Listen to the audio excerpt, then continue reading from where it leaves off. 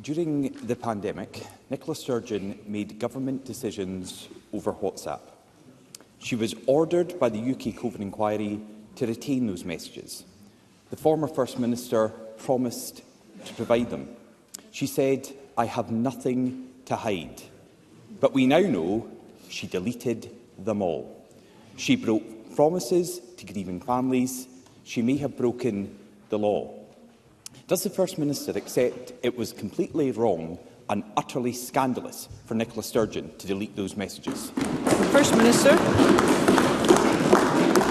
Presiding Officer, before I answer Douglas Ross's question of substance, can I just say at the offset, given this is the FMQs before Holocaust Memorial Day, that it has never been more important to remember the victims of the Holocaust, and indeed with genocides which followed. Together we remember the millions of lives that have been cut short with the utmost cruelty and brutality. The freedom and dignity of every citizen relies on our willingness to defend each other's human rights and to stand up against cruelty and violence everywhere in the world. It's a responsibility that we share equally. It's the responsibility of all of us to remember the Holocaust and, of course, to pay tribute to the survivors of those atrocities. So ahead of Holocaust Memorial Day on Saturday, my thoughts today, and I hope that everybody's thoughts, my thoughts every day, should be with those who were affected then and those who are affected still. Let me come on to the...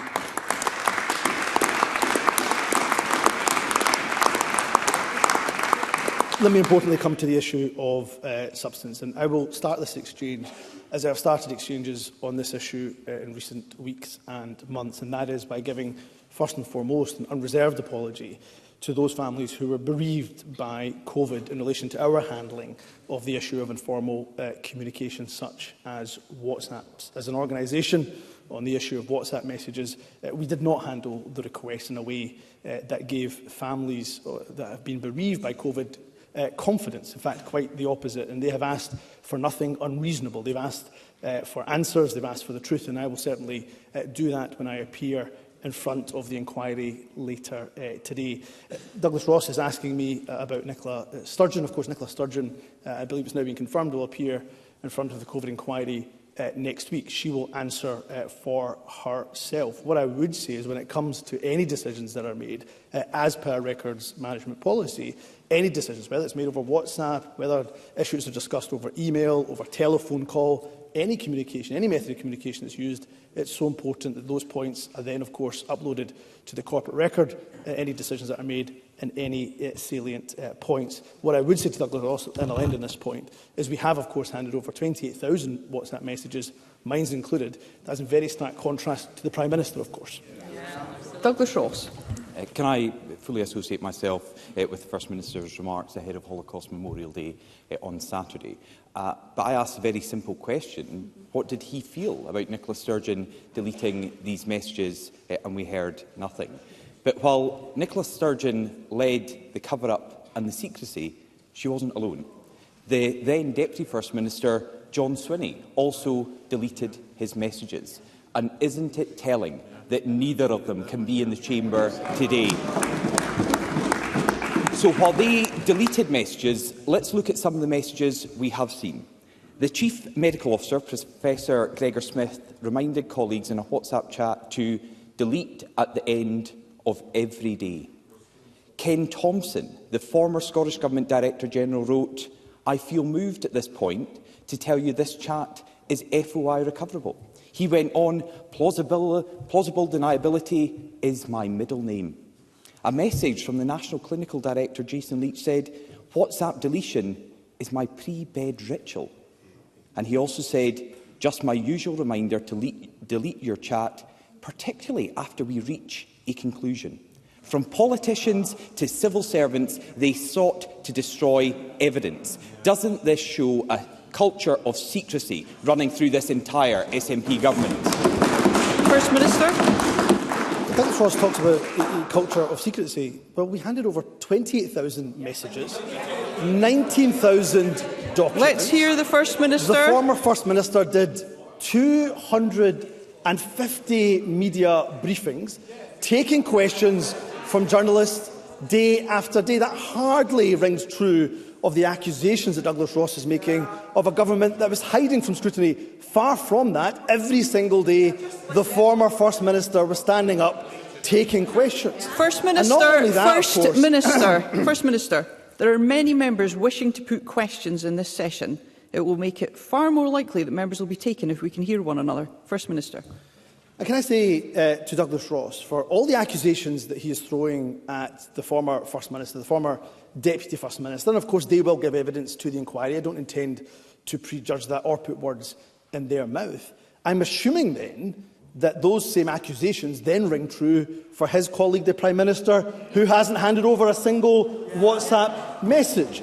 Because if the accusations that he is making against Nicola Sturgeon and that he's throwing towards the former Deputy First Minister, if he believes that doesn't hold true for the Prime Minister, who hasn't handed over a single message, then that isn't just political opportunism, it is breathtaking hypocrisy, Presiding Officer.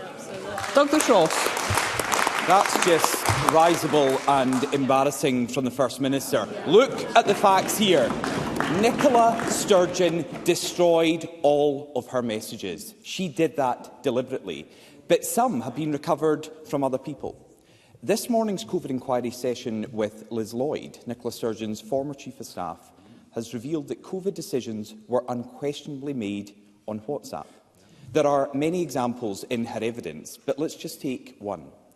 With just 2 hours to go before a statement in this Parliament, Nicola Sturgeon said on WhatsApp that she was not sure what to do about the number of people at weddings and funerals. Her Chief of Staff replied, "I think as we have only just put them up, we just leave it. I think we stay at 20.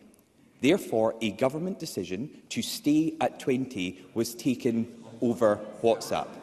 Now, Humza Yousaf has previously said, and I quote, "The Scottish Government did not routinely make decisions through WhatsApp."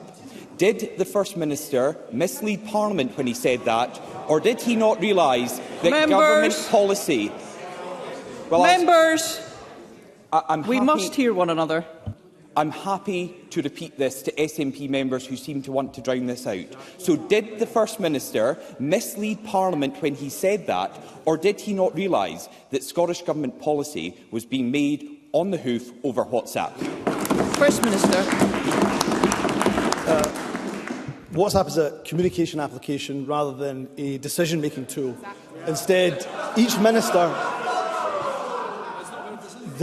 each minister supported by a private office. This team, of course, compromises private secretaries and ministers of staff. A private office records the specific decisions of ministers for the official record.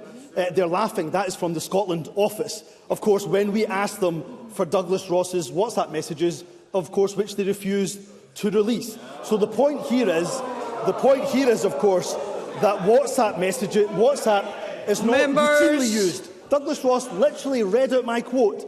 It's not routinely used. If it was used to make decisions, then of course, well, they're getting up in arms over what Douglas Ross has said. I am sorry, I cannot hear a word that you are saying, and that will be the case for those who are visiting the Parliament today. And I would ask all members to remember the requirement to conduct our business in an orderly manner. Because the truth is inconvenient for the Conservatives here, because it's very, very simple. That if decisions were made over WhatsApp, then of course they would have to be recorded.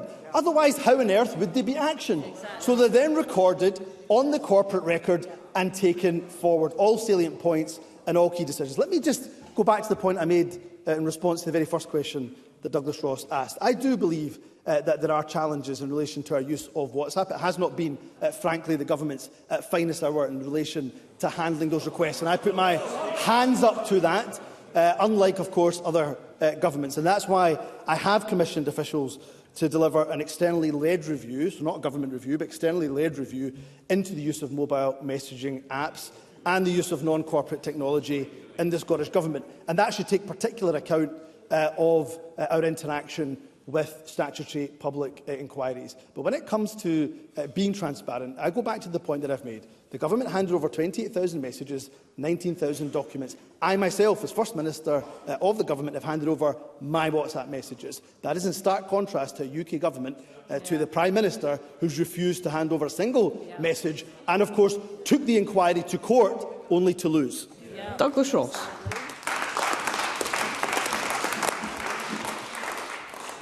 There was so much in that. Can I just be absolutely clear? I'm not sure what the First Minister was speaking about my own WhatsApps. I provided my WhatsApps from my time as a Government Minister to the COVID inquiry, and they are there on the record. Unlike senior nationalists, I didn't delete mine. But the evidence we've heard today is quite frankly shocking. It confirms that pandemic decisions by the SNP were made for political purposes. Well, they're saying what? The Education Secretary is saying what on earth? Well, let me say, Nicola Sturgeon's Chief of Staff talks of making, and I quote, purely political moves on public health to start a good old-fashioned rammy with the UK government. In another handwritten note, she says she is going to look at political tactics, calling for things we can't do. Hiding revelations like this must have been the reason that the SNP government destroyed so much evidence. The First Minister, the Deputy First Minister, the National Clinical Director, the Chief Medical Officer all deleted their messages. Discussions and crucial decisions have vanished. A top-down culture of secrecy was rife throughout this entire government. It looks like the most senior figures have engaged in a deliberate cover-up. So now it's been confirmed that the SNP made some crucial COVID decisions for purely political reasons. Is Humza Yousaf ashamed that the SNP government made purely political reasons during the pandemic? And isn't that the ultimate betrayal of the public who sacrificed so much? First Minister. I reject the charge in its entirety, Presiding Officer. We had, of course, and published regularly the approach in relation to the four harms approach that we took in regards to decisions that were made in relation to the pandemic. And every single day, I can say with confidence that our overarching priority was always to keep the people of this country safe. That was what the overarching priority was. Mr Ross. That was the overarching priority. Did we get every decision right? Absolutely not. And we will be rightly questioned about that in both the UK inquiry and the Scottish inquiry. But I know our motivation every step of the way was to ensure that we kept the people of this country safe. Was that not in stark contrast, of course, to a UK government holding parties in Number 10, holding parties in the Treasury, and the obscene spectacle of the then Prime Minister flagrantly breaching the rules while loved ones, individuals' families couldn't go to their loved ones' funerals. And throughout all of that, Presiding Officer, Douglas Ross hasn't had the decency to apologise once. Question number 2, Anna Sarwar.